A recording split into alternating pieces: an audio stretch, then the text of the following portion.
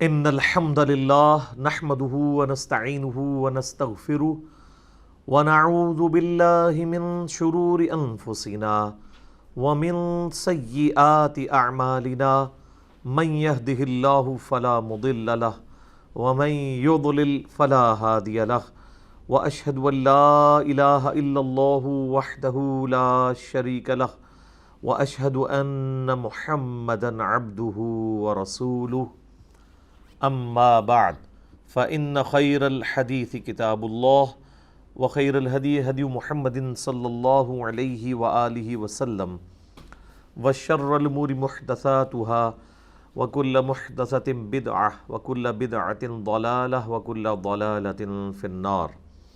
اعوذ باللہ السمیع العلیم من الشیطان الرجیم من ہمزہ ونفخہ ونفثہ بسم اللہ الرحمن الرحیم رب اشرح لی صدری ویسر لی امری واحلل عقدۃ من لسانی یفقہوا قولی۔ بسم اللہ الرحمن الرحیم ان اللہ وملائکتہ یصلون علی النبی یا ایہا الذین آمنوا صلوا علیہ وسلموا تسلیما۔ اللہم صل علی محمد وعلی آل محمد کما صلیت علی ابراہیم وعلی آل ابراہیم انک حمید مجید۔ اللہم بارک علی محمد وعلی آل محمد کما بارکت علی ابراہیم وعلی آل ابراہیم انک حمید مجید۔ اللہم ربنا آتنا فی الدنیا حسنہ وفی الآخرۃ حسنۃ وقنا عذاب النار۔ لا الہ الا انت سبحانک انی کنت من الظالمین۔ حسبنا اللہ ونعم الوکیل۔ یا حی یا قیوم برحمتک استغیث ولا حول ولا قوة الا باللہ العلی العظیم۔ ربنا آتنا من لدنک رحمہ وہیئ لنا من امرنا رشدا۔ آمین۔ الحمدللہ آج 10 مئی 2020 کی سنڈے والی کلاس کی اسٹوڈیو ریکارڈنگ ہونے جا رہی ہے، قرآن کلاس نمبر 28 انشاءاللہ تعالی۔ سورۃ البقرہ کی آیت نمبر 189 سے آن ورڈ ہم سٹارٹ لیں گے۔ اعوذ باللہ من الشیطان الرجیم بسم اللہ الرحمن الرحیم۔ یسألونک عن الاہلہ، اور اے محبوب صلی اللہ علیہ وآلہ وسلم یہ آپ سے پوچھتے ہیں چاند کے گھٹنے اور بڑھنے سے متعلق، یہ چاند کیوں گھٹتا اور بڑھتا ہے؟ تو یہ اللہ تعالیٰ نے ایک آسمان میں ایک کیلنڈر لٹکایا ہوا ہے چاند کا گھٹنا اور بڑھنا۔ اس کے اوپر میری ایک ڈیٹیلڈ ویڈیو بھی آئی تھی، ایک یوٹیوب کے اوپر رکھی ہوئی ہے، لیونر کیلنڈر اور سولر کیلنڈر کے اعتبار سے میں نے اس میں ڈیٹیل گفتگو کی تھی۔ آج میں اس ڈیٹیل میں نہیں جاؤں گا۔ بہرحال اگر آپ چاند کو دیکھیں، جب یہ پہلی رات کا چاند ہوتا ہے تو اس کو آپ دیکھیں گے تو اس کی یہ شکل ہوتی ہے، کیمرے کی طرف سے دیکھیں بالکل باریک سی کمان کی شکل۔ پھر وہ آہستہ آہستہ موٹا ہونا شروع ہوتا ہے حتیٰ کہ یہ ہاف سرکل بن جاتا ہے، جسے سیمی سرکل کہتے ہیں۔ یہ بنتا ہے 7 دن جب مکمل ہوتے ہیں، اور جب ایگزیکٹ 14 دن ہو جاتے ہیں یہ پورا بن جاتا ہے۔ پھر یہ یہاں سے گھٹنا شروع ہو جاتا ہے حتیٰ کہ یہ جب 21 دن ہوتے ہیں تو یہاں سے سیمی سرکل ہوتا ہے، اور بالکل آخر میں پہنچ کے یہ اس طرح بالکل وہ جو آتا ہے نا سورہ یاسین کے اندر، جیسے ایک کھجور کی ٹہنی ہوتی ہے نا، اس شکل میں آ جاتا ہے۔ تو ٹہنی سے سٹارٹ ہو کے ٹہنی پہ پہنچتا ہے۔ جو لوگ چاند کو دیکھ کے تاریخ کا اندازہ لگا سکتے ہیں ان کے لیے بڑی آسانی ہے، یہ اللہ کی طرف سے کیلنڈر ہے کہ وہ اس کے رخ کو دیکھ کے آئیڈیا کر لیتے ہیں کہ اس وقت چاند کی کون سی تاریخ چل رہی ہے۔ چونکہ اسلام میں کئی ایک چیزیں چاند کے ساتھ ریلیٹڈ ہیں، جس طرح یہ اب رمضان المبارک 1441 ہجری گزر رہا ہے، تو اس کا تعلق سولر کیلنڈر کے ساتھ نہیں ہے بلکہ لیونر کیلنڈر کے ساتھ ہے، چاند کے۔ اسی طریقے سے ہماری جو حج کی ایکٹیویٹی ہے وہ بھی چاند کے اعتبار سے ہے۔ اس کے سوا بھی جو اور کوئی فضائل والے دن آتے ہیں، جیسے 10 محرم کا دن ہے، وہ بھی چاند کے اعتبار سے ہے۔ یوم عرفہ ہے، ایام تشریق ہے، یہ سب کے سب اس کے ساتھ جوڑے ہوئے ہیں۔ 12 ربیع الاول ہے۔ لیکن جو ہماری نمازیں ہیں وہ سورج کے ساتھ ریلیٹڈ ہے، کہ سورج کی روشنی میں جب ایک ورٹیکل چیز کا سایہ ایگزیکٹ اس کے اپنے سائے کے برابر پلس سایہ اصلی جو سب سے کم سایہ ہوتا ہے دن میں، اس کے برابر ہو جائے گا تو وہ آپ کا عصر کا وقت شروع ہو جاتا ہے۔ اور جیسے ہی وہ اپنے یعنی سایہ اصلی کو کراس کرتا ہے تو ہم اسے کہتے ہیں زوال آفتاب، یعنی آفتاب گرنا شروع ہو گیا تو ظہر کا وقت داخل ہو جاتا ہے۔ اور پھر وہ گرتا گرتا اتنا گرتا ہے کہ ایک ورٹیکل چیز کا سایہ اپنے برابر پلس اس سایہ اصلی کے برابر ہوتا ہے تو عصر کے وقت، پھر جب وہ غروب ہو جاتا ہے تو مغرب کا وقت۔ اسی طریقے سے ٹیولائٹ جب فجر کی طرف نمودار ہوتی ہے، صبح صادق جسے ہم کہتے ہیں، وہ فجر کا وقت، سورج نکلتا ہے تو فجر کا وقت ختم، اشراق کا وقت شروع۔ پھر جو ہمارے مکروہ اوقات ہیں وہ بھی سورج کے ساتھ ریلیٹڈ ہے۔ سورج کی ٹکیا جب نکل رہی ہوتی ہے تو اس ٹرانزیشن پیریڈ میں وہ زرد ٹکیا کے باہر آنے کا جو اس دورانیہ ہوتا ہے نا 7-8 منٹ، اس میں نماز منع ہے۔ ایگزیکٹ جب وہ ہمارے سر کے اوپر ہوتی ہے یعنی ٹریک کے دوران جب اپنے سینٹر میں پہنچتی ہے وہ 7-8 منٹ، اور غروب ہوتے وقت 7-8 منٹ، یہ 3 اوقات نماز کی ممانعت کے۔ اس میں صرف ایک ریلیکسیشن ہے، بخاری مسلم میں حدیث ہے کہ اگر کسی نے طلوع آفتاب سے پہلے فجر کی 1 رکعت بھی پا لی تو اس نے نماز پا لی۔ دوسری طرف غروب آفتاب سے پہلے جس نے عصر کی 1 رکعت بھی پا لی تو اس نے عصر کی نماز پا لی۔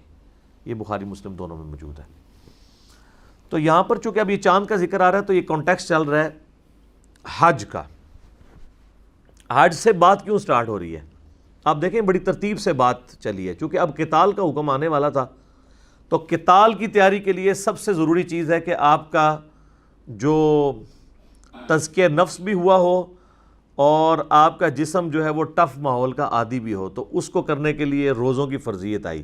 پچھلا پورا رکوع جو ہے وہ روزوں کے اوپر تھا۔ اب حج کے اعتبار سے کچھ احکام و مسائل آئیں گے، اور حج اس وقت آلموسٹ امپاسبل ہوا تھا کیونکہ مکہ مشرکین عرب کے قبضے میں تھا، مسلمان تو اپنی جان بچا کے مدینہ آئے ہوئے تھے، تو اب مکے کو آزاد کرانے کے لیے قتال کی ضرورت ہے۔ تو یہ ایک پوری ترتیب سے چیزیں چل رہی ہیں، پہلے مکے کی اہمیت بتائی جائے گی، حج کی اہمیت، پھر مسلمانوں کو اس میں کہا جائے گا کہ ہاں بھائی اب تمہیں اجازت دیتے ہیں کہ جس طرح انہوں نے تمہاری سرزمین سے تمہیں نکالا ہے تم بھی ان کے ساتھ قتال کر سکتے ہو اور اپنے اس سرزمین مقدس کو واپس ان سے لے سکتے ہو جس سے انہوں نے تمہیں نکال دیا۔ یہ پورا تانا بانا ہے اس کا۔ تو اب آپ دیکھیں کتنا اس کے اندر ربط موجود ہے۔ یسألونک عن الاہلہ، اے نبی علیہ السلام آپ سے یہ پوچھتے ہیں چاند کے گھٹنے اور بڑھنے سے متعلق، قل ہی مواقیت للناس والحج، تو فرما دیجئے کہ یہ چاند کا گھٹنا اور بڑھنا یہ اس لیے ہے کہ اس سے اوقات کی علامتیں ظاہر ہوں، حج کے لیے لوگ آتے ہیں ان کو یہ پتہ چل جائے کہ اچھا یہ اب شوال کا مہینہ شروع ہو گیا، اب یہ ذی قعدہ کا مہینہ شروع ہو گیا، اس کے بعد ذو الحجہ کا مہینہ آئے گا۔ یہ 4 مہینے حج کے اعتبار سے امپورٹنٹ ہوا کرتے تھے۔ محرم کے فوراً بعد شوال، اور پھر اس کے بعد ذی قعدہ، اور پھر ذو الحجہ، یعنی رمضان المبارک کے فوراً بعد شوال، ذی قعدہ اور ذو الحجہ۔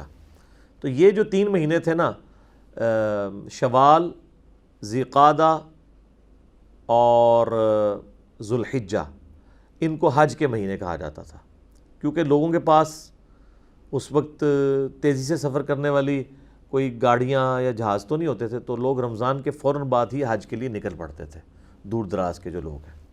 بلکہ جب یہ بعد میں کام پھیلا ہے پھر تو اگلے حج کے لیے اس حج میں تیاریاں شروع ہو جاتی تھی، 4-4 5-5 مہینے کے لیے لوگ سفر کرتے تھے۔ تو یہ لوگوں کے لیے وقت کے اعتبار سے اللہ نے یعنی علامت مقرر کی ہے اس چاند کو۔ وَلَيْسَ الْبِرُّ بِأَن تَأْتُوا الْبُيُوتَ مِنْ ظُهُورِهَا، اور یہ کوئی نیکی نہیں ہے کہ کوئی شخص اپنے گھر کے پچھلے دروازے سے داخل ہو۔ وَلَكِنَّ الْبِرَّ مَنِ اتَّقَى، بلکہ نیکی تو دراصل یہ ہے کہ کوئی اللہ سے تقوی اختیار کرے، اللہ سے ڈرنے کی روش اختیار کرے۔ وَأْتُوا الْبُيُوتَ مِنْ أَبْوَابِهَا، اپنے گھروں میں داخل ہوا کرو ان کے اصلی جو دروازے ہیں، جو سامنے والے فرنٹ دروازے ہیں انہی سے ہی۔ وَاتَّقُوا اللَّهَ، اور اللہ سے ڈرو، لَعَلَّكُمْ تُفْلِحُونَ، تاکہ تم فلاح پا جاؤ۔ اصل میں یہ ایک ٹریڈیشن تھی وہاں پہ مشرکین عرب میں. صحیح بخاری میں اس کی ڈیٹیل آتی ہے کہ ایک دفعہ جب وہ اپنے گھر سے حج یا عمرے کا احرام باندھ کے نکلتے تھے نا، تو ان میں یہ عقیدہ تھا کہ اگر ہم ایک دفعہ گھر کے دروازے سے باہر نکل گئے ہیں نا، تو اب کوئی چیز اگر وہ گھر بھول گئے ہیں نا تو گھر واپس نہیں آ سکتے، اور اگر واپس آئیں گے نا تو گھر کے پچھلے دروازے سے انٹری ماریں گے، سامنے سے نہیں، کیونکہ ادھر سے تو ایک دفعہ نکل چکے ہیں. تو جس طرح ادھر بھی کئی ایک چیزیں یعنی لوگوں نے مشہور کی ہوتی ہیں. یعنی آپ دیکھ لیں ہمارے اسلام کے اندر بھی جو لوگ اعتکاف بیٹھتے ہیں ان کے بارے میں ہوتا ہے کہ جن کپڑوں میں آپ نے اعتکاف بیٹھنا ہے نا، انہی میں اٹھنا ہے. تو وہ پھر انہی گندے کپڑوں میں پسینے بدبودار اسی طریقے سے نہ ان کو علماء نہانے دیتے ہیں، بلکہ کئی لوگ تو ناخن بھی نہیں کاٹتے اس میں، نہ خوشبو لگاتے ہیں، نہ غسل کرتے ہیں. وہ کہتے ہیں نہیں صرف فرض غسل کر سکتے ہیں، اس کے سوا نہیں کر سکتے. تو یعنی ایک چیزوں کو بڑا مشکل بنا کے پیش کیا ہوتا ہے. تو یہ پہلے بھی تھا اس طرح. تو اب دیکھ لیں اسلام تو اس طرح کی ساری متس جو ہے نا ان کو توڑتا ہے کہ یہ تم نے خام خواہ اس کو تقویٰ بنایا ہوا ہے. یعنی اصل جو چیز ہے، جس طرح یہاں پہ بھی ہمارے معاشرے کے اندر تقوی کی علامت جو ہے نا وہ انسان کی سچائی، دینداری، حقوق العباد کی پاسداری، اسی طریقے سے حسن اخلاق، یہ نہیں ہے، بلکہ یہ دیکھا جاتا ہے اس کی داڑھی کتنی بڑی ہے، اور پگڑی کس سٹائل کی ہے، بہت بڑی، اور ٹوپی کتنے اونچے ترے والی ہے. پورے جو سامنے کے سارے جس کو کہتے ہیں نا آپ گیٹ اپ، اس کے اندر پورے کا پورا دین داخل ہوا ہوتا ہے ظواہر کے اندر. تو وہ بخاری شریف میں آتا ہے کہ وہ پچھلے دروازے سے داخل ہوتے تھے، اور گھروں میں پچھلے دروازے تو ہوتے ہی نہیں تھے، یعنی بیک سائڈ سے وہ دیوار پھلانگ کے اندر آیا کرتے تھے. سب کے پاس تو اتنی بڑی مکان تو نہیں ہوتے کہ جن کے 2 دروازے ہوں.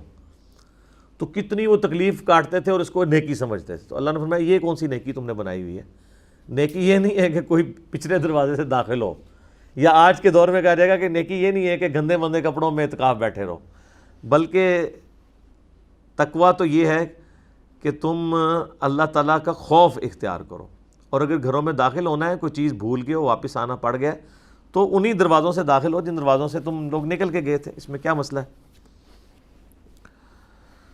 وَقَاتِلُوا فِي سَبِيلِ اللَّهِ الَّذِينَ يُقَاتِلُونَكُمْ وَلَا تَعْتَدُوا، اور قتال کرو اللہ کی راہ میں ان لوگوں کے ساتھ جنہوں نے تمہارے ساتھ قتال کیا، تم سے لڑے. وَلَا تَعْتَدُوا، لیکن ان کے ساتھ زیادتی نہیں کرنی. ان اللہ لا يحب المعتدین، بے شک اللہ تعالیٰ زیادتی کرنے والوں کو پسند نہیں کرتا. یہ جو اکثر بتایا جاتا ہے نا جی محبت اور جنگ میں سب کچھ جائز ہے، یہ بھی اس کے خلاف ہے یہ آیت، کہ جنگ میں بھی سب کچھ جائز نہیں ہے، ایک خاص لیول تک آپ جا سکتے ہیں، اس سے آگے نہیں. مسلم شریف میں ڈیٹیل حدیث ہے کہ نبی علیہ السلام جب بھی کوئی لشکر روانہ کرتے تو فرماتے کہ بچوں کو قتل نہیں کرنا، عورتوں کو قتل نہیں کرنا، کوئی درخت نہیں توڑنا، ٹھیک ہے، جو لوگ میدان جنگ میں نہیں آئے ہوئے ان کو قیدی نہیں بنانا. یہ نہیں ہے کہ آپ نے ایک شہر فتح کیا ہے تو جو لوگ آپ سے لڑنے کے لیے وہ تو چند ایک لوگ تھے، اب جو شہر کے اندر عوام ہے اس عوام کو اپنا غلام نہیں بنانا. آپ دیکھ لیں، ورنہ تو مسلمانوں کی لونڈیاں لاکھوں کی تعداد میں ہوتی ہیں اگر یہی ہوتا. یہ لونڈیاں صرف وہ عورتیں تھیں جو میدان جنگ میں مسلمانوں سے لڑنے کے لیے اپنے مردوں کے شانہ بشانہ میدان جنگ میں آئی ہوئی تھی بارڈر کے اوپر، ان کو لونڈیاں بنایا گیا. لیکن ان کے بھی حقوق ہیں کہ جو خود کھانا ہے وہ ان کو کھلانا ہے. اس میں بھی کہا گیا کہ ان عورتوں کو آزاد کرو اور ان کے ساتھ خود نکاح کر لو، ان کو ایک آزاد عورت والا سٹیٹس دو، تو یہ اللہ کے نزدیک پسندیدہ ہے. باقی جو اپنے علاقوں میں لوگ رہ رہے ہیں، نہ وہ غلام بنائے جائیں گے، نہ ان کی عورتیں لونڈیاں بنائی جائیں گی. صرف یہ ہوگا کہ وہ جزیہ دے کے رہیں گے، اور جزیہ ایک ٹیکس تھا جو وہ وصول کیا جاتا تھا مسلمانوں کی جانب سے، کافروں سے. اس کے اگینسٹ وہ ان کی حفاظت کرتے تھے، اور اگر کوئی علاقہ مسلمان خالی کرتے تھے تو وہ ان کو اس سال کا جزیہ واپس کر دیتے تھے کہ اب ہماری کوئی ذمہ داری نہیں، یہ اپنے جو 4 دینار ہیں، 4 سونے کے سکے سال میں دیے جاتے تھے، یہ پاس رکھو اپنے.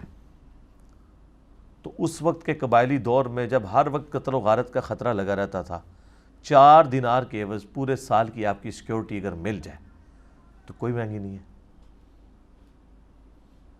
اور یہ کافروں سے جزیہ لیا جا رہا ہے، مسلمانوں سے بھی لیا جاتا تھا وہ زکوٰۃ، مسلمان بھی ٹیکس پے کر رہے ہوتے تھے. یہ نہیں ہے کہ مسلمان اسی طریقے سے جو ہے وہ، بلکہ آپ کو پتہ ہے عمر بن عبدالعزیز کے دور میں جب اسلام کی یعنی حدود پھیلنی شروع ہوئیں اس اعتبار سے کہ لوگوں نے اسلام قبول کرنا شروع کر دیا، تو یعنی کچھ گورنروں کی جانب سے سیدنا عمر ابن عبدالعزیز کو یہ لکھا گیا خط کہ اگر اس طریقے سے تیزی سے لوگ مسلمان ہوتے رہے تو یہ تو ہمارے جزیے کی رقم ہی کم پڑ جائے گی۔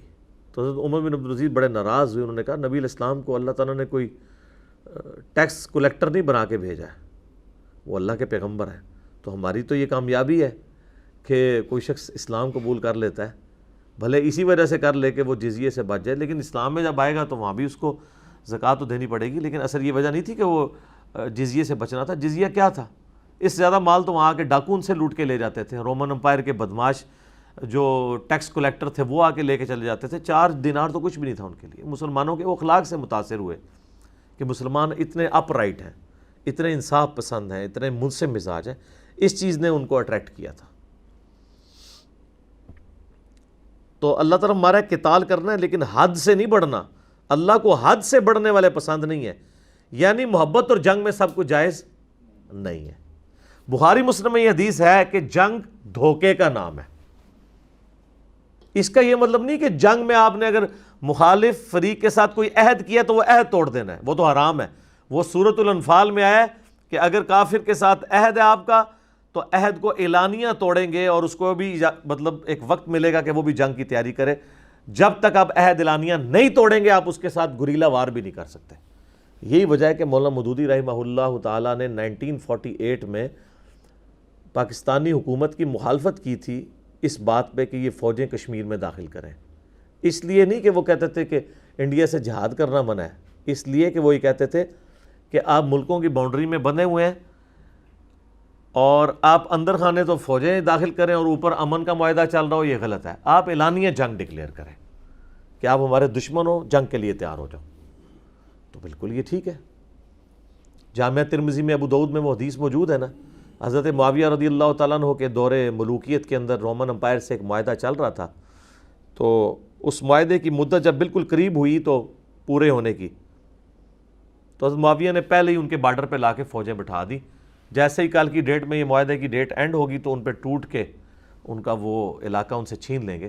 تو وہاں پہ ایک صحابی جو تھے سیدنا عباسہ رضی اللہ تعالیٰ عنہ علیہ السلام، وہ گھوڑے کو ایڑی لگاتے ہوئے تو مسلمانوں کی فوج میں سے نکل کے بارڈر پہ سامنے آگے کھڑے ہو گئے کہ میں تمہیں یہ کام نہیں کرنے دوں گا، کیونکہ رسول اللہ سے میں نے سنا تھا جس قوم سے تمہارا معاہدہ ہو جب تک اس معاہدے کو اعلانیہ ختم نہ کرو اس طرح ان پہ عمل نہیں کر سکتے۔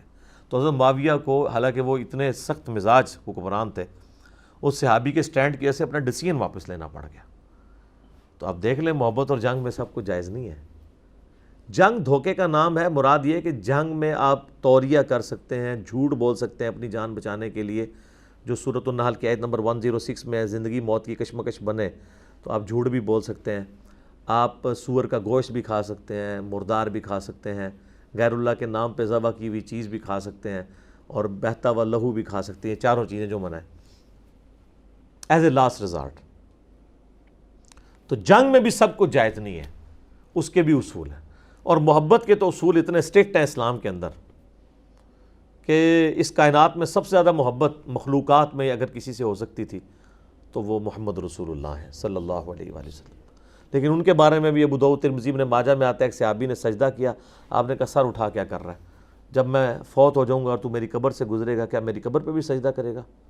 کہا نہیں یا رسول اللہ۔ تو فرمایا پھر مجھے کیوں کر رہے ہو؟ اگر میں سجدہ جائز سمجھتا تو بیویوں سے کہتا کہ اپنے خامدوں کو سجدہ کریں اس حق کے سبب جو اللہ نے ان کو دیا ہے۔ تو نبی علیہ السلام نے عشق دے چلے نمبر لے گئے اس چیز کو انڈورس نہیں کیا، بلکہ عقل والی جو روش ہے اس کو سپورٹ کیا۔ صحیح بخاری میں آتا ہے کہ صلح حدیبیہ کا معاہدہ لکھا جا چکا تھا، اور اسی دوران وہ جو معاہدہ لکھنے والا ہے نا سہیل ابن عمر، وہ مسلمان اس کا بیٹا ہو چکا ہوا تھا، وہ خود کافر تھا، ابو جندل، اور وہ اپنے باپ کی بیڑیاں چھڑوا کے تو وہیں پہ پہنچ گیا مسلمانوں کے اس معاہدے کے دوران۔ حالانکہ اس وقت یہ تو ایک سمجھ لیں بونس کے طور پہ اسے لیا جا سکتا تھا، لیکن حضور نے کہا کہ نہیں ابو جندل صبر کرو، معاہدہ لکھا جا چکا ہے۔ حالانکہ وہ ٹرانزیشن پیریڈ تھی، وہ تو طے ہوا تھا کہ اگر کافروں کی طرف سے کوئی مسلمان ہو کر مسلمانوں کے پاس آیا تو واپس کیا جائے گا، تو وہ جب معاہدہ لکھ رہے تھے وہ اس کے بعد تو مسلمان کو ہو کے نہیں آیا تھا، وہ تو پہلے کا مسلمان تھا، وہ تو اس دوران ہی آ گیا تھا. اگر ٹیکنیکلی دیکھا جائے وہ اس معاہدے میں لائن نہیں کرتا تھا، لیکن حضور علیہ السلام اتنے اپ رائٹ تھے کہ کسی دور کے درجے میں بھی میرے اوپر یہ الزام نہ لگے کہ یہ عہد کی پاسداری کرنے والے نہیں ہیں. کیونکہ قرآن میں سورہ بنی اسرائیل میں 10 کمانڈمنٹس میں آیا کہ عہد کی پاسداری کرو، تم سے عہد کے بارے میں پوچھا جائے گا. اور مسند احمد کی حدیث ہے کہ جو عہد پورا نہیں کرتا اس کا کوئی دین ہی نہیں ہے. تو نبی علیہ السلام نے جنگ میں بھی خیال رکھا، ابو جندل کو سہیل ابن عمرو کے حوالے کر دیا. حالانکہ صحابہ کو اس وقت بڑا غصہ آ رہا تھا کہ یہ ظالم شخص جو ہے وہ اس کے ساتھ جا کے یہ کچھ کرے گا، لیکن ظاہر ہے صحابہ تو سمعنا وأطعنا، یا رسول اللہ جو آپ نے کہا مان لیا. ٹھیک ہے، اذانیں شروع ہوگی انشاءاللہ، بقیہ کی کلاس اذان کے وقفے کے بعد انشاءاللہ. ہاں جی، اذان کے وقفے سے پہلے ہم سورۃ البقرہ کی آیت نمبر 190 کے اوپر ڈسکشن کر رہے تھے، اور اللہ تبارک و تعالیٰ نے قتال کے حوالے سے کچھ گائیڈ لائنز مسلمانوں کو دی ہیں کہ ایک لمٹ کو آپ نے کراس نہیں کرنا. اب وہی گفتگو آگے چل رہی ہے. وَاقْتُلُوهُمْ حَيْثُ ثَقِفْتُمُوهُمْ، تم ان کافروں کو قتل کرو جہاں کہیں بھی ان کو پاؤ. وَأَخْرِجُوهُمْ مِنْ حَيْثُ أَخْرَجُوكُمْ، اور تم بھی ان کو اسی علاقے سے نکال دو جس علاقے سے انہوں نے تمہیں نکلنے پہ مجبور کیا یا نکال دیا، یعنی مکہ سے. وَالْفِتْنَةُ أَشَدُّ مِنَ الْقَتْلِ، اور فتنہ کرنا، کسی کی زندگی یقیناً بنا دینا، اس کو آزمائش میں ڈال دینا، یہ بڑا جرم ہے قتل کرنے سے. انہوں نے فتنہ کھڑا کیا تھا، یعنی ان کی آپس میں رشتہ داریاں سی اور یہ اپنے رحمی رشتوں کا بڑا خیال کیا کرتے تھے عرب کے لوگ. لیکن جب اسلام کی باری آئی تو انہوں نے مطلب ہر چیز کو بالائے طاق رکھ دیا. یہ چیز نہیں خیال کی کہ ہمارے رشتہ دار ہیں، ہم طریقے سے ان کے ساتھ سلوک کریں. ان کی جائیدادوں پہ قبضہ کر دیا، ان کو ہجرت کے اوپر مجبور کر دیا. تو اللہ تعالیٰ نے مسلمانوں کو اجازت دی کہ اب عدلے کا بدلہ ہوگا، لیکن لمٹ کراس نہیں ہوگی. جتنی انہوں نے تمہارے ساتھ کیا ہے تم اتنا ان کے ساتھ کر سکتے ہو. اسی چیز کو نبی علیہ السلام نے بنیاد بناتے ہوئے پھر جو قریش کے قافلے تھے نا، ان کے اعتبار سے ان کا مال لوٹنے کی مسلمانوں کو اجازت دے دی، اس کے ایکویلنٹ، جس کی وجہ سے پھر غزوہ بدر ہوئی تھی. ابو سفیان کا تجارتی قافلہ آ رہا تھا نا، کیونکہ ظاہر ہے انہوں نے مکے میں ہتھیا لیا تھا مال. تو سورۃ الانفال میں ہے کہ اللہ نے اپنے نبی علیہ السلام کے ساتھ یہ وعدہ کیا تھا کہ دونوں لشکروں میں سے ایک لشکر ملے گا. تو اکثر کی رائے یہ تھی کہ ہمیں ابو سفیان کا لشکر لوٹنا چاہیے، کیونکہ وہ ہے تجارتی قافلہ، اس میں کوئی سیکیورٹی گارڈز کوئی نہیں ہے، نہتے ہوں گے، ہم فوراً کر لیں گے. لیکن سورۃ الانفال میں آتا ہے اللہ تعالیٰ تو حق کا حق ہونا اور باطل کا باطل ہونا ظاہر کرنا چاہتا تھا. اس لیے تو مسلمان چاند ایک وہ ڈنڈے اور تلواریں تھوڑی سی لے کے نکلے تھے کہ وہ تو ایک تجارتی قافلہ لوٹنا تھا. اللہ نے کہا نہیں، میں تو اب تمہیں لڑواؤں گا ان کے مسلح لوگوں کے ساتھ. 1000 کے قریب وہ لوگ آ گئے، یہاں پہ 313 ہیں، وہ بھی نہاتے ہیں. یہ نہیں تھا کہ ان کے پاس تلواریں یا کوئی اونٹ ہے ہی کوئی نہیں تھے کہ وہ مطلب وہ لے کے نہیں آئے، اتنے غریب تھے، نہیں تھا، وہ بس نکلی کیٹاسٹرافک کنڈیشن میں تھے. تو تبھی اللہ تعالیٰ کی قدرت کا اظہار ہونا تھا نا کہ نہتے لوگوں سے آرمڈ 1000 لوگ وہ مروا دیے جائیں، وہ عربی جو جنگجو مشہور تھے. تو پھر مسلمانوں کی داغ بیٹھ گئی. ان آیات کو لوگ آؤٹ آف کانٹیکسٹ بھی کوٹ کرتے ہیں کہ جی یہ کہتے ہیں دیکھیں جی قرآن میں لکھا ہوا ہے کہ جہاں بھی قاتل یعنی اس کو کافر کو پاؤ نہ قتل کر دو.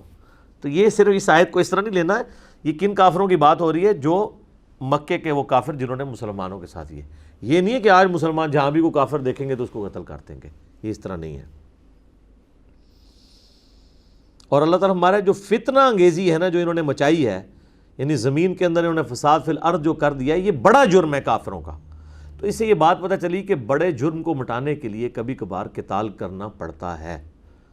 جیسے آپ نے اگر کسی کے اپینڈکس ریموو کرنا ہے تو آپ کو نشتر چلانا پڑے گا، کیونکہ آپ بڑی کاز کے لیے کر رہے ہیں.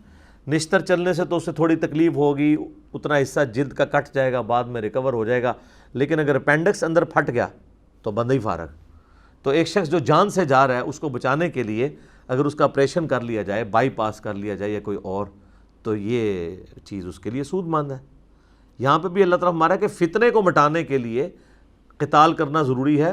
اور اگر کوئی کہنا کہ لڑائی بری بات ہے تو یہ دیکھو کہ یہ لڑائی جو ہے وہ لڑائی برائے لڑائی نہیں ہے، بلکہ فتنے کو مٹانے کے لیے ہے. اور وَالْفِتْنَةُ أَشَدُّ مِنْ الْقَتْلِ، فتنہ جو ہے وہ تو خود قتل سے بڑھ کے چیز ہے، تو فتنے کو مٹانے کے لیے چھوٹی چیز کرنا لاجیکلی صحیح ہے، سمجھ رہی بات کی؟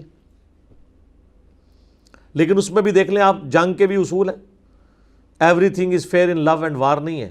وَلَا تُقَاتِلُوهُمْ عِنْدَ الْمَسْجِدِ الْحَرَامِ، اور دیکھنا مسجد حرام کے پاس قتال نہیں کرنا، وہ حرمت والی جگہ ہے، وہ مکے کی سرزمین ہے، وہاں حرمت والے مہینوں میں تو ویسے ہی جنگ منع تھی، عام حالت میں بھی مکے کے اندر آپ یہ کام نہیں کر سکتے.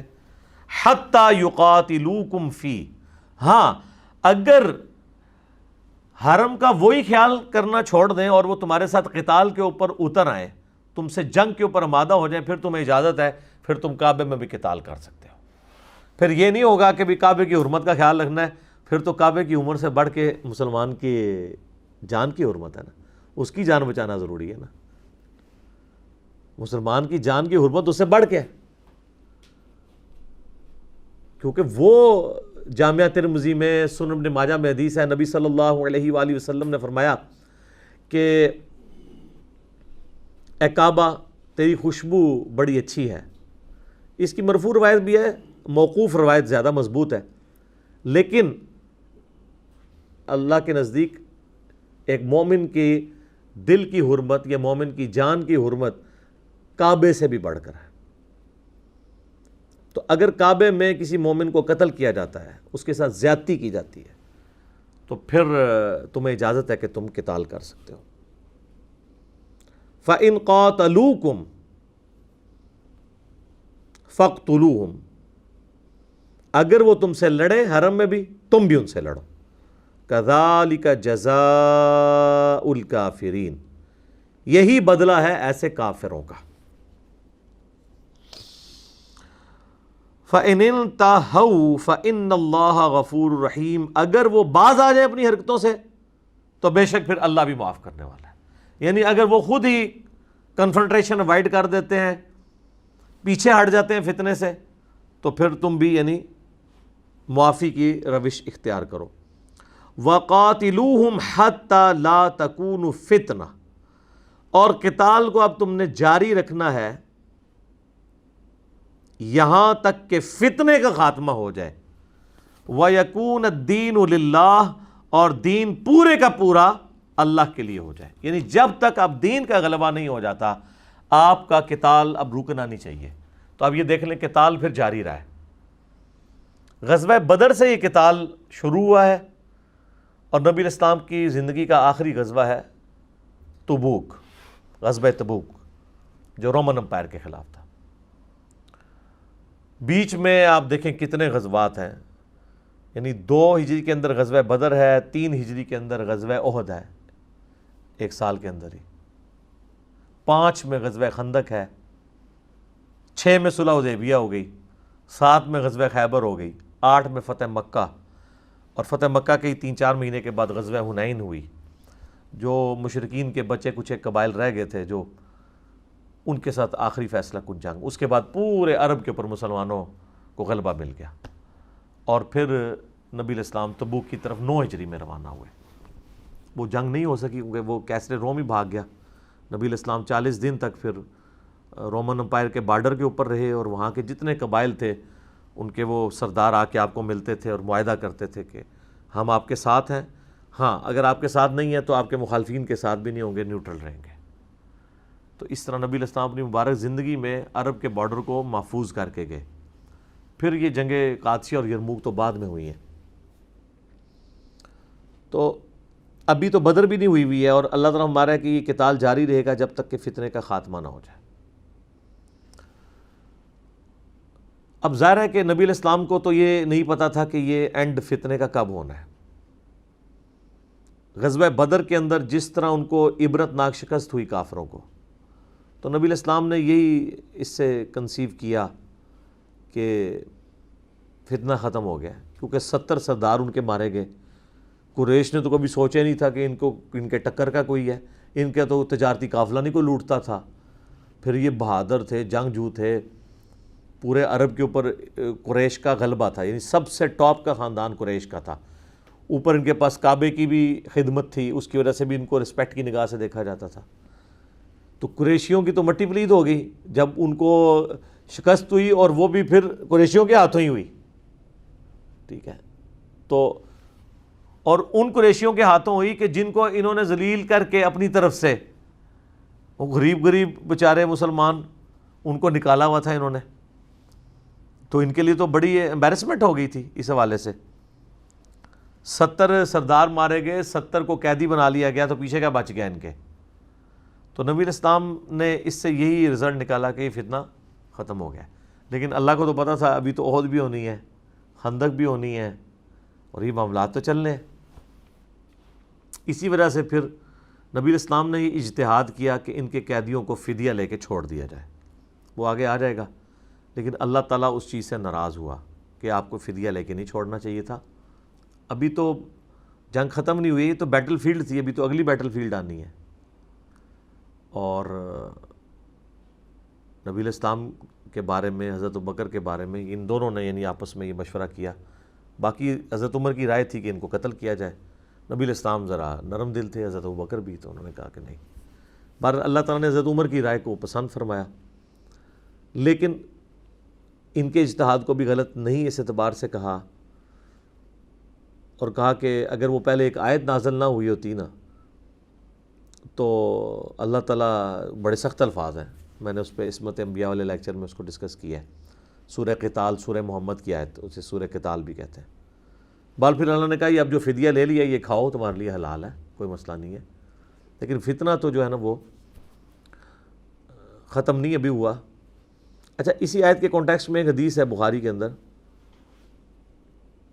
عبداللہ بن عمر کے پاس ایک شخص آ کے نا یہی آیت پڑھتا ہے، وَقَاتِلُوهُمْ حَتَّى لَا تَكُونَ فِتْنَةٌ وَيَكُونَ الدِّينُ لِلَّهِ، قتال جاری رکھو جب تک کہ فتنہ خاتمہ نہ ہو جائے فتنے کا، اور دین پورے کا پورا اللہ کے لیے نہ ہو جائے۔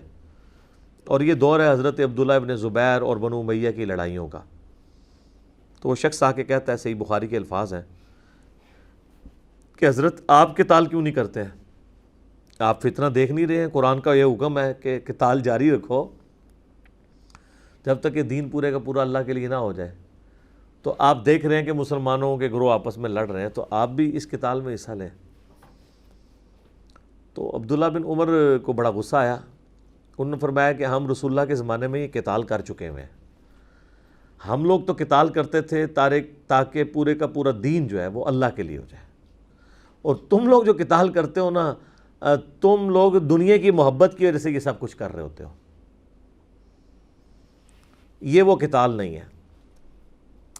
پھر انہوں نے کہا کہ دوسری وجہ یہ ہے کہ اسلام کی بنیاد تو صرف 5 چیزوں پہ ہے، کلمہ، نماز، روزہ، حج، زکوٰۃ، جو ترتیب ہے بخاری مسلم دونوں میں حدیث ہے، اسلام کی بنیاد 5 چیزوں پہ ہے، گواہی دو لا الہ الا اللہ محمد رسول اللہ کی، نماز کو قائم رکھو، زکوٰۃ دو، استطاعت ہو تو حج کرو، اور رمضان کے مہینے کے روزے رکھو۔ انہوں نے کہا کہ یہ اسلام کی جو بنیادی 5 ارکان ہیں نا، ان میں قتال نہیں آتا۔ اور پھر اس نے اگلا سوال کیا، اس نے کہا جی یہ حضرت عثمان کے بارے میں آپ کا کیا خیال ہے؟ چھیڑخانی۔ تو انہوں نے کہا حضرت عثمان سے غلطی ہوئی تھی، اللہ نے ان کو معاف کر دیا، غزوہ احد میں وہ میدان جنگ جو چھوڑ گئے تھے۔ تو پھر وہ کہنے لگا حضرت علی کے بارے میں آپ کا کیا خیال ہے؟ تو عبداللہ بن عمر کہنے لگے کہ حضرت علی کی کیا شان ہے، وہ تو رسول اللہ کے داماد ہیں، اور جو تم جس جگہ پہ کھڑے ہو تمہارے پیچھے ہی تو نبی الاسلام کی بیٹی فاطمہ کا گھر ہے جن کے وہ شوہر تھے، تو حضرت علی کے تو کیا کہنے۔ تو وہ پھر نہ سر پھینک کے وہاں سے چلا گیا، آیا تھا وہ ایک خواہ ایک پنگا لینے کے لیے۔ اچھا، اس کا ایک طریق بخاری میں ایک اور جگہ موجود ہے، وہ آیا ہوا تھا مصر سے، مصر کے لوگ حضرت عمر کے زمانے میں آپ کو پتہ نا فتح ہوا، حضرت عمرو بن عاص نے کیا، بعد میں حضرت عثمان کے زمانے میں مصر کی کچھ یعنی مینجمنٹ میں ایسی کمزوری آئی کہ لوگ حضرت عثمان کے خلاف ہوئے، تو وہ ان کو اچھا نہیں سمجھتے تھے، اسی وجہ سے حضرت عثمان نے وہاں کے گورنر کو ہٹا کے پھر محمد بن ابی بکر کو گورنر لگایا تھا، پھر آگے سے وہ سارا سلسلہ شروع ہو گیا مروان بن حکم والا۔ تو وہ بخاری کی اس حدیث میں موجود ہے کہ وہ مصر سے آنے والا شخص کہتا ہے کہ اچھا یہ حضرت عثمان کے بارے میں آپ کا کیا خیال ہے؟ تو وہ کہتے ہیں وہ تو اللہ نے ان کو معاف کر دیا ہے۔ تو وہ کہتا ہے کہ یہ بتائیے کہ کیا عثمان احد میں بھاگ نہیں گیا تھا؟ تو عبداللہ بن عمر کہتے ہیں ہاں۔ اور عثمان جو ہے وہ بدر میں بھی شامل نہیں تھا؟ ان کا ہاں۔ اور عثمان جو ہے وہ اصحاب شجرہ میں بھی شامل نہیں ہے صلح حدیبیہ کے موقع پر؟ تو عبداللہ بن عمر نے کہا ہاں وہاں پہ بھی نہیں تھے عثمان۔ تو کہتا ہے اللہ اکبر، انہی حضرت عثمان سے بغض رکھنے والا ہوتا ہے۔ تو عبداللہ بن عمر اس کو بلاتے ہیں، کہتے ہیں ادھر آ، یہ تو نے مجھ سے پوچھا، میری پھکی بھی لے کے جانا جواب۔ ان کا تو نے جو پہلی بات کی نا کہ غزوہ احد میں وہ بھاگ گئے تھے، تو سورہ آل عمران میں اللہ تعالیٰ ان کو معاف کر دیا۔ جب اللہ نے معاف کر دیا تو پھر معاملہ ختم ہو گیا۔ رہا بدر والا معاملہ، تو وہ رسول اللہ کی اجازت سے نہیں آئے تھے، کیونکہ نبی علیہ السلام کی جو بیٹی تھی وہ ان کے عقد میں تھی اور وہ بیمار تھی، وہ ان کی تیمارداری کر رہے تھے۔ خیر وہ اس بیماری میں فوت بھی ہو گئی، پھر حضور نے دوسری بیٹی اپنی دے دی ان کو، اسی لیے ذو النورین کہا جاتا ہے۔ تو انہوں نے کہا نبی علیہ السلام نے اس کے باوجود کہ حضرت عثمان غزوہ بدر میں شامل نہیں تھے، ان کو بدری صحابی کے طور پہ ٹریٹ کیا ہے، اور بدر کے مال غنیمت میں سے بھی ان کو حصہ دیا ہے، انشور کرنے کے لیے کہ کل کو یہ نہ کوئی کہے کہ وہ بدری نہیں ہے، کیونکہ بدری صحابی ہونا تو بہت بڑی فضیلت ہے۔ صحیح مسلم میں حدیث ہے نا کہ حضرت جبرائیل حضور کے پاس آئے تو حضور نے کہا کہ جبرائیل نے کہا یا رسول اللہ آپ کے صحابہ میں مراتب کیسے ہیں صحابہ کے؟ تو انہوں نے کہا سب سے افضل بدر والے ہیں اصحاب، اس کے بعد احد والے ہیں، پھر اصحاب شجرہ، اور اس طرح یعنی ترتیب کے ساتھ۔ تو انہوں نے کہا کہ ہم فرشتوں میں بھی سب سے افضل وہ ہیں جو آپ کے ساتھ بدر کے میدان میں تھے، اور اس کے بعد جو احد کے میدان میں تھے، یعنی فرشتوں کی فضیلت کی نسبت بھی رسول اللہ کی نسبت کی وجہ سے صلی اللہ علیہ وآلہ وسلم۔ پھر ان کا کہ تیسری بات انہیں صلح حدیبیہ کی پوچھی، تو حدیبیہ کے موقع پر تو عثمان سے زیادہ معزز شخص ہی کوئی نہیں تھا۔ عثمان کو تو نبی علیہ السلام نے اپنی طرف سے ایلچی بنا کے بھیجا تھا مشرکین عرب کی طرف، اور بڑی حکمت تھی حضور کی، کیونکہ مشرکین عرب بنو امیہ سے تھے، حضرت عثمان بھی بنو امیہ سے تھے، تو اس چیز کا خطرہ نہیں تھا کہ حضرت عثمان کے ساتھ وہ مس بیہیو کریں گے، کم از کم وہ خاندانی اس چیز کا خیال رکھیں گے، پھر جو خاندان کے اندر ہی پھر پڑ جایا کرتی تھی۔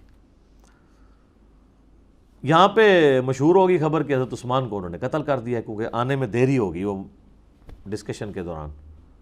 تو نبی علیہ السلام نے صحابہ اکرام کو ایک درخت کے نیچے جمع کیا، سورۃ الفتح میں بھی اس کا ذکر ہے، اور صحیح بخاری کے اندر پورا واقعہ موجود ہے۔ تو اس درخت کے نیچے نبی علیہ السلام نے اپنا ہاتھ رکھا، اور اللہ نے یہاں تک کہا کہ نبی کے ہاتھ پہ اللہ کا ہاتھ ہے۔ تقریباً 1400 سے 1500 اصحاب تھے جنہوں نے موت کے اوپر بیعت کی کہ ہم اس وقت تک یہاں سے نہیں ہٹیں گے جب تک کہ حضرت عثمان کے قتل کا بدلہ نہ لے لیں۔ آپ دیکھ لیں اس زمانے میں علم غیب ہوتا ہی کوئی نہیں تھا، ورنہ تو یہ سارا کچھ کرنے کی ضرورت ہی کوئی نہیں تھی۔ جو گیون سرکمسٹانسز تھے ان کے اوپر فیصلہ کیا جاتا تھا۔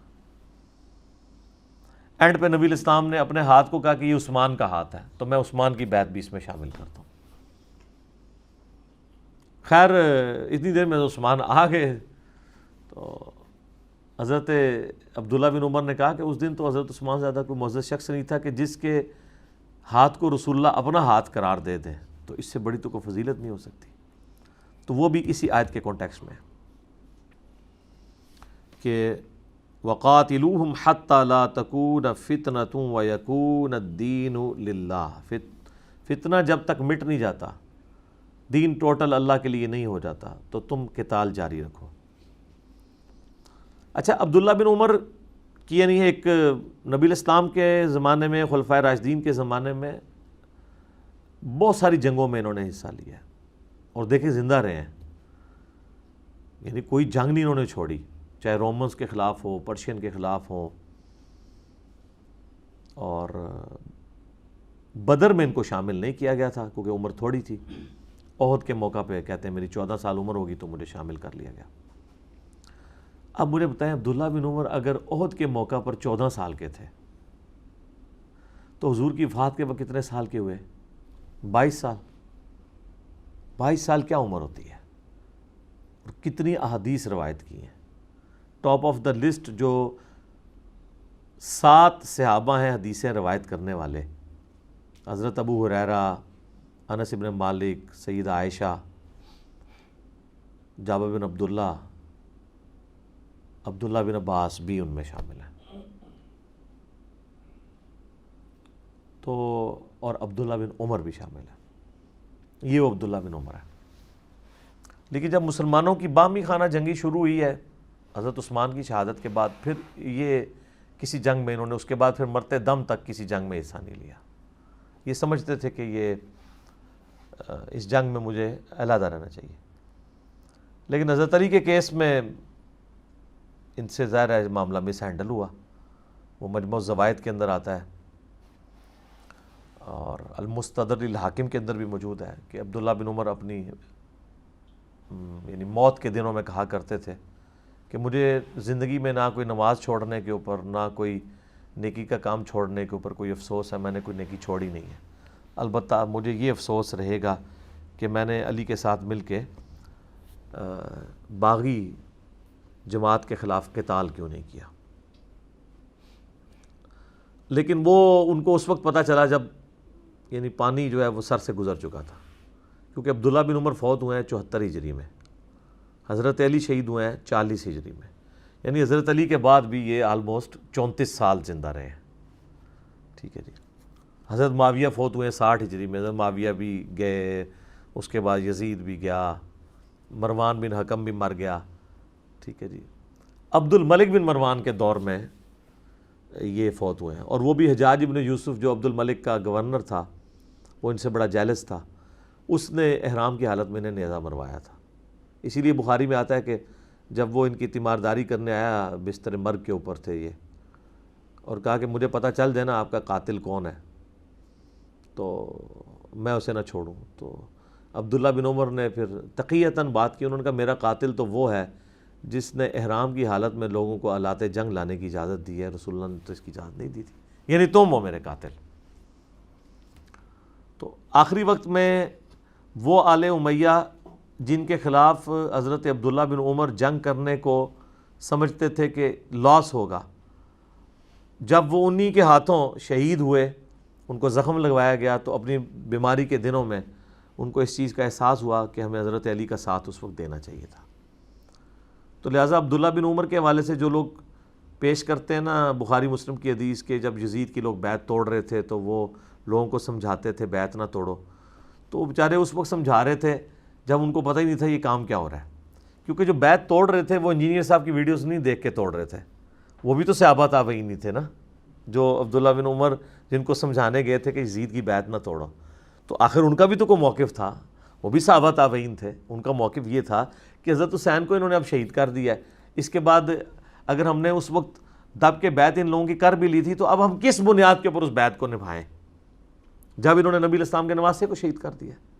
اس لیے پھر وہ یزید نے مدینے پہ حملہ کیا، واقعہ ہررا ہوا، پھر کعبے پہ بھی چڑھائی کی، یہ سارے معاملات ہوئے. تو یہ عبداللہ بن عمر سے چونکہ یہ چیزیں جڑی ہوئی تھی اس لیے میں نے اس کو بیان کر دیا. باقی آپ ہمارا کربلا والا ریسرچ پیپر پڑھ لیں تو آپ کو سب کچھ پتہ چل جائے گا. فَإِنِ انْتَهَوْا فَلَا عُدْوَانَ إِلَّا عَلَى الظَّالِمِينَ، اگر وہ باز آ جائیں تو سمجھ لو کہ سختی کسی پر جائز نہیں مگر ظالموں کے لیے. یعنی اگر بیک فٹ پہ چلے جائیں پھر یہ کام نہیں کرنا.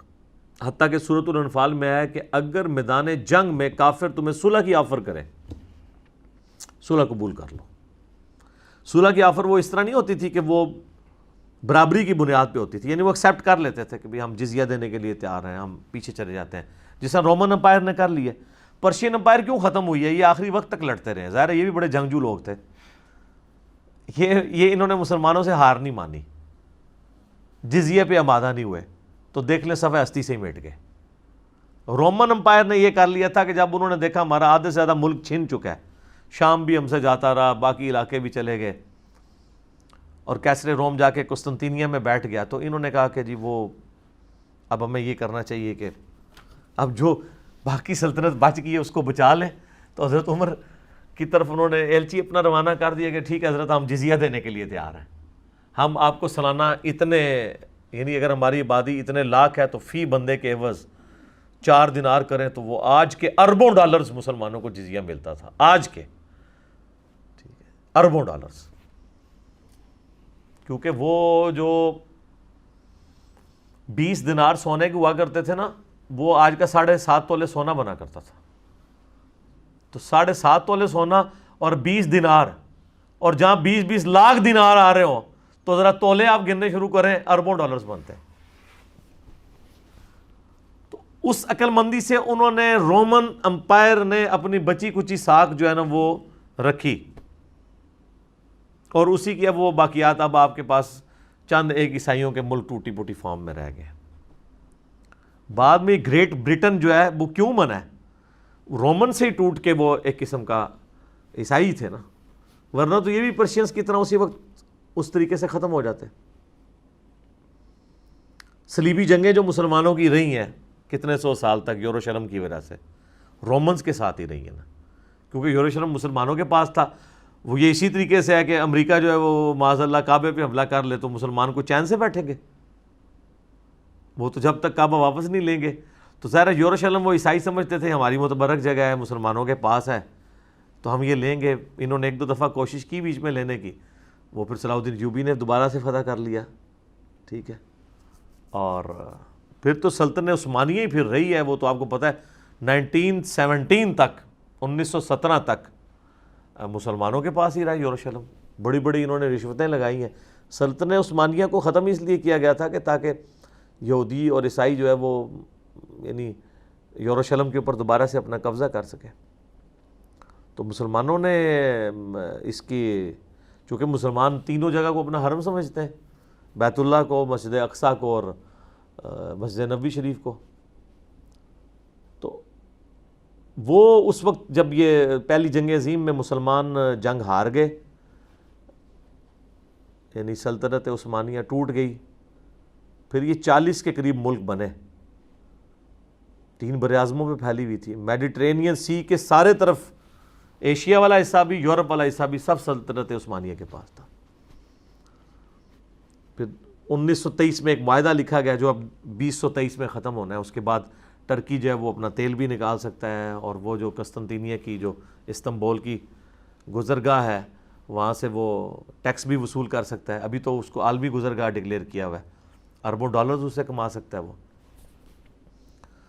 تو وہ یہ جو ابھی انہوں نے ایک ڈرامہ سیریل بھی ڈب کروائی ہے ارطغرل کے نام سے ہمارے پی ٹی وی والوں نے، میں تو ویسے بڑا حیران ہوں یہ جرأت کی کس طرح انہوں نے، کیونکہ امریکہ اور یورپ میں تو اس کے اوپر سختی سے پابندی ہے، کیونکہ وہ سمجھتے ہیں کہ اس کے ذریعے مسلمان اپنے ماضی کو یاد کر کے دوبارہ سے ڈومیننسی حاصل کرنے کی کوشش نہ کریں. اس کے اندر انہوں نے یہی تو دکھایا کہ سلطنت عثمانیہ کس طریقے سے بننا شروع ہوئی ہے. جب رومنز کے ساتھ صلیبی جنگیں بھی تھی، تاتاری بھی مسلمانوں پہ مسلط تھے، اور پھر اس دوران اس طریقے سے مسلمان نکلتے ہیں اور پھر وہ 3 براعظموں کے اوپر اپنی حکومت کو قائم کرتے ہیں گریجولی. ایک دن میں نہیں ہوا، یہ تو 200-300 سال لگے ہیں. حتیٰ کہ قسطنطینیہ جو تھا، استنبول جس کو بعد میں نام دیا گیا، وہ سلطنت عثمانیہ کے ہی ایک 5ویں یا 6ٹھے بادشاہ تھے سلطان محمد فاتح. تو 9ویں صدی ہجری میں انہوں نے وہ فتح کیا تھا. تو یعنی یہ ارطغرل کی اولاد میں سے ہی تھے. تو بات کہاں سے کہاں نکل گئی؟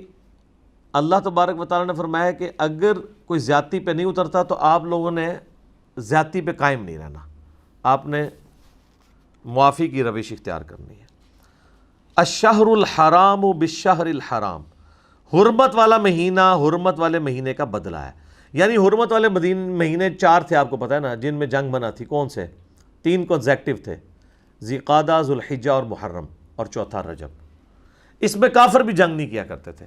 کبھی کرنی پڑتی تھی تو ہوشیاری یہ کرتے تھے، وہ کہتے تھے اس دفعہ محرم جو ہے نا وہ چلا گیا ہے رمضان کی جگہ پہ، تو وہ پھر جس کو کہتے ہیں کتا لال کر لیا. پھر اللہ تعالیٰ نے نبی الاسلام کی برکت سے اس کو آپ کے آخری حج کے موقع پہ وہ اتنی دفعہ وہ الٹریشن پرفارم ہوئی کہ وہ اپنی اصلی جگہ پہ آ گیا. اس لیے آپ نے فرمایا کہ زمانہ گھوم گھما کے وہیں پہ واپس آ گیا ہے کہ سال میں 12 مہینے ہیں، 4 حرمت والے ہیں، اب کوئی ان کو چینج نہیں کرے گا. سورہ توبہ میں بھی 4 مہینوں کا ذکر موجود ہے. تو اگر حرمت والے مہینے میں بھی کافر جنگ کرے نا، پھر تم نے یہ نہیں کہنا کہ ہم نے شریف بن کے ہی رہنا، نہیں، جنگ کرو گے. والحرمات قصاص، اور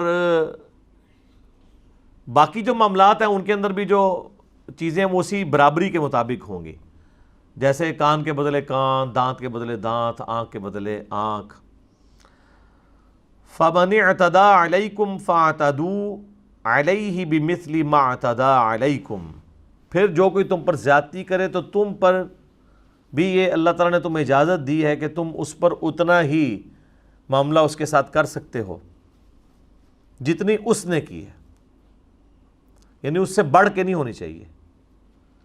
واتقوا اللہ، اور دیکھنا اللہ سے ڈرنا، وَاعْلَمُوا، اور جان لو، ان اللہ مع المتقین، اللہ تعالیٰ پرہیزگاروں کے ساتھ ہے، یعنی میدان جنگ میں بھی تقوی کی روش نہیں چھوڑنی ہے، ورنہ اللہ کی تائید اٹھ جائے گی تم سے۔ وَأَنفِقُوا فِي سَبِيلِ اللَّهِ، اور خرچ کرو اللہ کی راہ میں، وَلَا تُلْقُوا بِأَيْدِيكُمْ إِلَى التَّهْلُكَةِ، اور اپنے ہاتھوں سے اپنے آپ کو تباہی میں مت پھینکو۔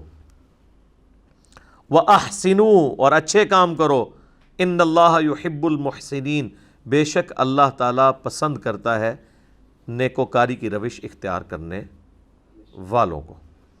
اچھا، یہ جو آیت نمبر 195 کا یہ حصہ ہے نا، وَلَا تُلْقُوا بِأَيْدِيكُمْ إِلَى التَّهْلُكَةِ، اپنے ہاتھوں سے اپنے آپ کو تباہی میں مت ڈالو، یہ اس کانٹیکسٹ میں بات ہو رہی ہے جو اس سے پیچھے اسی آیت میں ہے، وَأَنفِقُوا فِي سَبِيلِ اللَّهِ وَلَا تُلْقُوا بِأَيْدِيكُمْ إِلَى التَّهْلُكَةِ، اپنے ہاتھوں سے ہی اللہ کی راہ میں خرچ کر دو اور اپنی جان کو اپنے ہاتھوں سے ہلاک نہ کرو۔ مراد کیا؟ جو لوگ اللہ کی راہ میں پیسہ خرچ نہیں کرتے وہ اپنی جان کو ہلاکت میں ڈال رہے ہیں، خودکشی کر رہے ہیں، کیونکہ جو اللہ کی راہ میں خرچ کر رہے ہیں وہ تو اللہ کے بینک میں سٹور ہو رہا ہے۔ یہ ایک جنرل رول ہے، یہاں تو آیا انفاق سبیل اللہ پہ، ہر جگہ یہ اپلائی ہوگا کہ کوئی شخص اپنے ہاتھوں سے اپنی جان کو ہلاک نہیں کر سکتا۔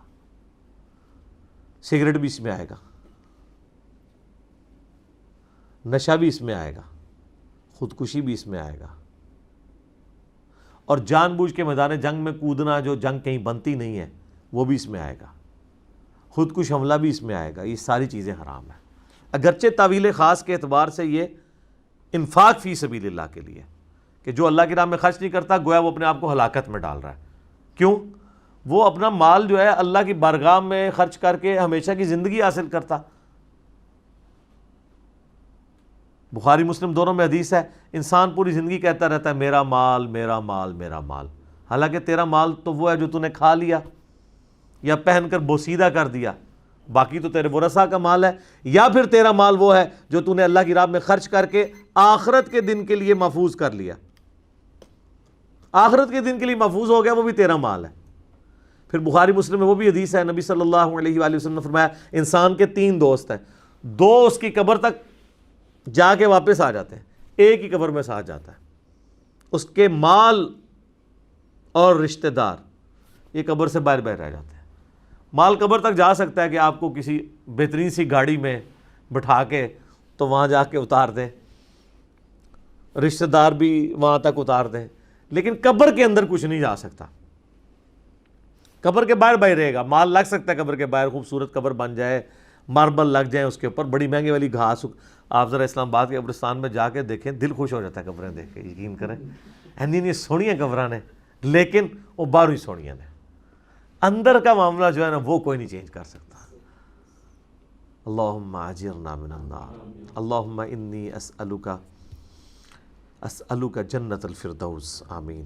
اللہم انی اعوذ بک من عذاب جہنم ومن عذاب القبر ومن فتنة المحیا والممات ومن شر فتنة المسیح الدجال، آمین ثم آمین۔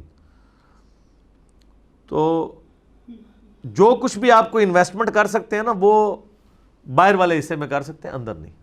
فرمایا 3 دوست ہیں، 2 باہر ہی رہ جائیں گے، مال اور رشتہ دار، اور اندر ایک ہی جائے گا، اعمال۔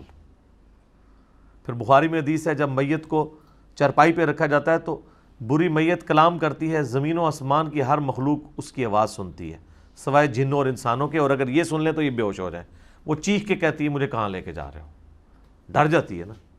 اور نیک میت کہتی ہے مجھے جلدی جلدی لے جاؤ قبر کی طرف، کیونکہ اسے تو پتہ ہے میرا انجام آگے کیا ہونے والا ہے، ہمیشہ کی جنتیں مقدر ہونے والی ہیں۔ جو صحیح مسلم میں موجود ہے کہ جب جنتی کو رکھا جاتا ہے تو 70 گز دائیں بائیں آگے پیچھے اس کی قبر کشادہ کر دی جاتی ہے، لیکن وہ آپ کھود کے دیکھیں آپ کو نظر نہیں آئے گی، یہ ذہن میں رکھیے گا، وہ سارا معاملہ ہے برزخ کا، وہ فریم آف ریفرنس ہی کچھ اور ہے، وہ دنیا ہی الگ ہے، اس کا ایک وکھرا جہاں ہے، اس کا ایک اپنا ہی جہاں ہے، یہ وہ والا نہیں ہے واقعی یار، اس کا وکھرا ہی جہاں ہے۔ ہمیشہ ہی جملہ غلط نہیں ہوتا، اس کا ایک اپنا جہاں ہوتا ہے واقعی۔ جو جنتی ہوتا ہے نا، جو اللہ رسول کو مان کے اور ان کی مان کے چلا ہوتا ہے، واقعی اس کا پھر آخرت میں وکھرا جہاں ہوتا ہے۔ دنیا میں جس دا وکھرا جہاں ہو گیا وہ مارا گیا، دنیا ہی پائی دی ہے کتابوں نے جہاں ہی رہنا ہے، اتوں باہر نہیں نکلنا۔ اگے جاؤ گے تہاڈی مرضی تے جہاں ہوگا۔